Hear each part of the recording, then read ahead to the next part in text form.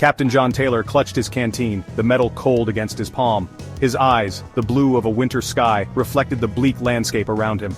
He was a man forged in the fires of duty, his resolve hardened by the horrors he had witnessed. Beside him, Sergeant Bill Red Harrison nervously adjusted his helmet, his usual cocky grin replaced by a grimace. Young Private Mark Andrews, barely a man, trembled with a fear he couldn't mask. They were the remnants of a once proud battalion, now trapped in the heart of enemy territory. The world had descended into a madness they never could have imagined. Across the ravaged battlefield, a lone figure stumbled towards them, waving a white flag. It was a woman, her face pale, her eyes filled with a desperate plea, Ava Muller. A name whispered amongst the prisoners, a beacon of hope in the abyss. "They are coming!" she gasped, her voice thin and ragged. "They are rounding up everyone!" Days earlier, the world had roared with the thunder of war. John remembered the relentless barrage of German artillery fire, the earth erupting in plumes of smoke and debris.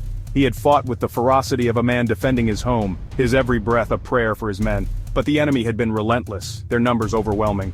Red had fought like a man possessed, his Thompson spitting fire and fury. Mark, his face white with terror, had nonetheless stood his ground, firing blindly into the smoke. But courage wasn't enough. They were overrun, swallowed by the chaos. John, Red, and Mark, separated from their unit, had sought refuge in the bombed-out shell of a building. Their hope dwindled with each passing hour, the silence punctuated by the distant rumble of German patrols. That was when Ava found them, a lifeline in a sea of despair. The air hung heavy with the stench of sweat and despair. John stared through the barbed wire fence, his heart a lead weight in his chest.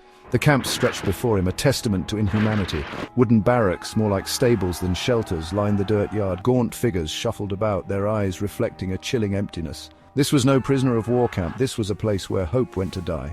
Red, his usual fire dimmed, leaned against a post, his gaze fixed on the ground. Mark sat huddled in a corner, his youthful face etched with a sorrow beyond his years. Eva's warning had come too late. They had been captured, herded onto cattle cars and transported to this living hell. They were stripped of their uniforms, their dignity, their names replaced with numbers tattooed on their forearms. John, now simply 4857, felt a cold dread grip his soul. This wasn't just a war, it was a fight for survival.